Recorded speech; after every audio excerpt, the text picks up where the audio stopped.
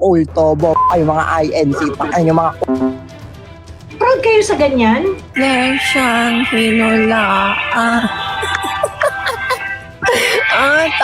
Pangit ni Nagpatugtog lang daw siya ng tugtog ng INC kanina. So nananadya siya. So I just want to confirm kung ganun nga siya. So yun nga, baliw. Yung mga sobrang hate dun sa mga religious organization, hindi ko maintindihan. Bex, kayong nagsasabi na demokrasya itong bansang to. Kung ang Diyos niya ba to, wala tayong magagawa. Eh kung para sa kanya, ang Diyos niya ay ibon, wala na magagawa. Yun yung right niya yung to believe. Yung parang ito yung sa Amerika, yung discrimination sa mga blacks, ganyan yung pag-uugali ninyo. Pagkatapos kayo ito magsasabi, protektahan natin demokrasya. Tangka ninyo! Naabala kasi kami doon sa rally ng INC Kineso. Eh kami rin naman naabala kami sa kabubuhan ninyo. Naabala kami sa pag-explain kung ano ang plunder. Naabala kami sa pag-explain kung ano ang confidential fund. Pero nag-explain pa rin kami. Bakit? Kasi libre kayo maging palaya kayo maging Miss Joey, hindi pa naman senador si Marcoleta nung tumanggap siya kasi para sa kampanya yun eh. Ang plunder ay para lang sa mga nasa pwesto. Hay nako, Pilipino, kailan kayo gigising dyan sa Pilipinas? Yun yung sinasabi ni Atty. Vista.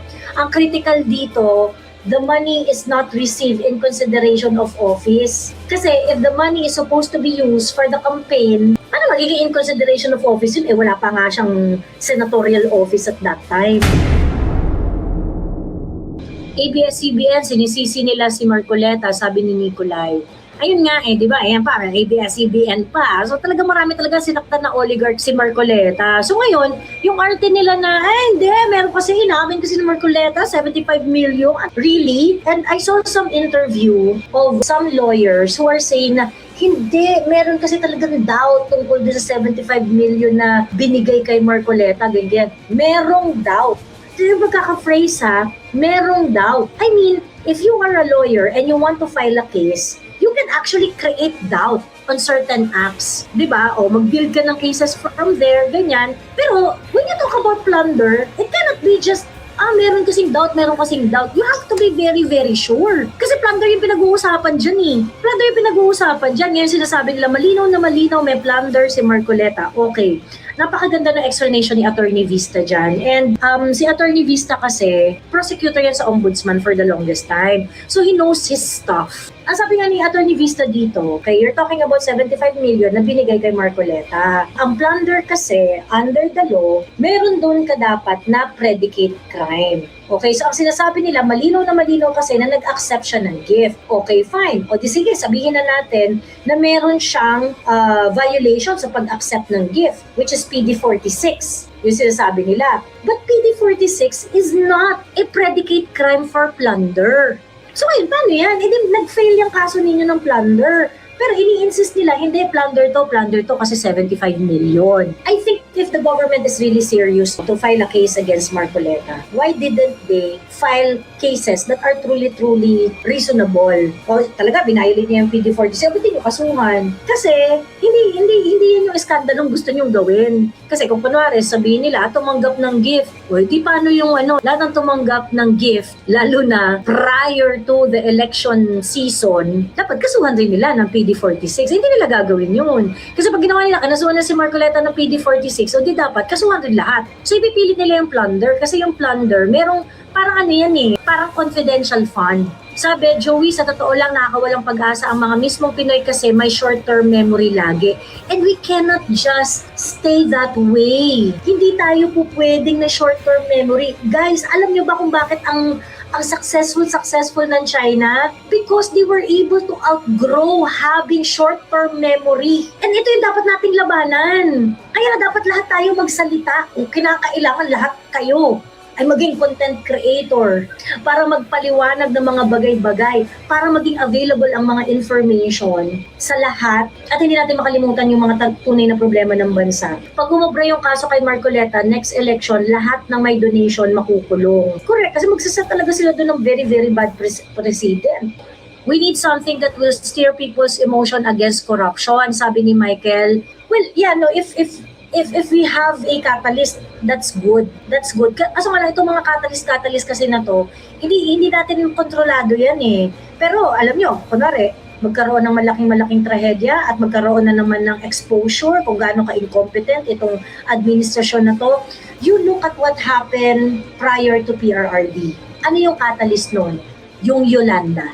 Nung nakita natin yung Yolanda and kung gaano kasama ang pagiging incompetent. Kasi biruin mo, 30 years tayong niloko ng mga yelo. Yung mga yelo, binigay sa atin ng demokrasya, kineso, ganyan. Si Tita Cory, ang pinamana niya sa atin ay isang malusog na demokrasya. Ganyan, putang ina, yung malusog na demokrasya mo, wala naman kami napala dyan. And when did we finally realize na itong mga nagbabait-baitan na ito, na nagsasabi na ayaw nila ng diktador, ayaw nila ng whatever, ganyan. These are the very, very same people who are profiting doon sa environment na kung saan sila ang may hawak ng power. Maybe they are not as brazen as how Marcos Sr. and Jr. steal from the coffers of the government. Yung mga catalyst kasi na ganyan, nung panahon ni PRRD, nagkaroon ng Yolanda. And that is my political awakening. Na parang, putang ina, bunola tayo ng mga dilaw for the longest time. Diba? Na parang, as if democracy is the most important thing in the world. Ganyan. Ngayon, yung mga yellows kasi, sabihin na natin na hindi sila nangungurap in terms of nanakawin yung pera ng bayan, na kasing brazen ng mga Marcos. Pero ang mga dilaw ay bata ng mga oligarchs. Hindi sila kontrolado ng gobyerno, hindi sila maput in tow, di ba? And that is also a huge manipulation of our government and a huge corrupt act in itself. Diba? Paano nabigyan ng mga sovereign loans yung mga hindi naman dapat mabigyan ng sovereign loans? Paano naibigay ang mga utilities sa mga oligarchs? Paano yung kanilang mga utility services ay hindi magaganda pero nananatili pa rin sila na may hawak noong prangkisa? Yun yung pamana ng mga dilaw politicians. Nung nakita natin kay PRRD,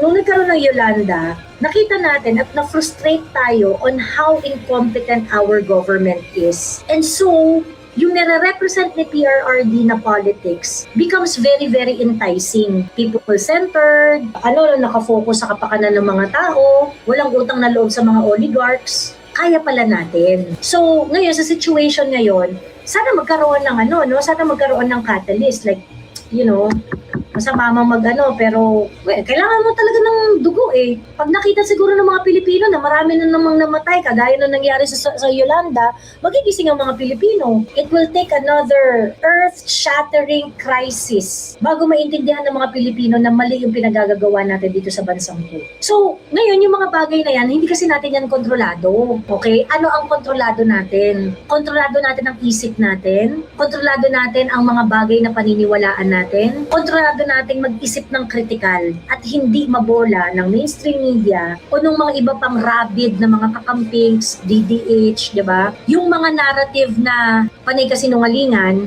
kontrolado natin ang pushback dyan. Kasi yan kayang-kaya nating gawin. So I think we have to think na meron tayong mga bagay na gustong mangyari. Dun sa mga bagay na yon, alin dun yung kontrolado, alin dun yung hindi. Sa threads, marami ring haters ng INC, which is something that I do not understand. Yung mga sobrang hate dun sa mga religious organization, hindi ko maintindihan. Bex, kayong nagsasabi na demokrasya itong bansang to. Pagkatapos, ibig sabihin, kanya-kanya tayong trip. Kung ang gusto ng taong paniwalaan ay bato, di ba? Wala kang magagawa. Kung ang Diyos niya bato, wala kang magagawa. Demokrasya tayo eh, di ba? So kung anong trip niya, kung anong gusto yung paniwalaan, yun ang paniwalaan niya. Free siya to do that. Eh kung para sa kanya, ang Diyos niya ay ibon, wala na magagawa. Yun yung right niya yung to believe. Ano yun yung hindi ko magets eh. Tapos ito yung mga feel na protektahan ng demokrasya, protektahan ng mga Ba't hindi nyo naman alam hindi nyo naman talaga naiintindihan kung ano ibig sabihin ng demokrasya? Bakit nyo sasabihin kulto yung ibang tao just because iba yung paniniwala sa inyo? Putang ina niya, hindi nyo naman inaral doktrina nila eh. I think that's just parang na to eh, yung ganito yun nila, yung kulto, yung ganon. It is like yung sobrang discriminatory. Yung parang ito yung sa Amerika, yung discrimination sa mga blacks. Ganong level to ng pagiging discriminatory. Ganyan yung pag-uugali ninyo. Pagkatapos kayo ito magsasabi, protektahan natin demokrasya. Tang-ina ninyo! Di kasi inaabala nila. Tang-ina kami, naaabala rin kami sa kabobohan ninyo. Kaso, nasa demokrasya tayo, you are free to be stupid. Naabala kasi kami doon sa rally ng INC, kineso. Eh kami rin naman naabala kami sa kabubuhan ninyo. Naabala kami sa pag-explain kung ano ang plunder. Naabala kami sa pag-explain kung ano ang confidential fund. O, pero nag-explain pa rin kami. Bakit? Kasi libre kayo maging bobo. Malaya kayo maging bobo. Pagkatapos, ayaw mong yung INC, ayaw mong maging INC sila?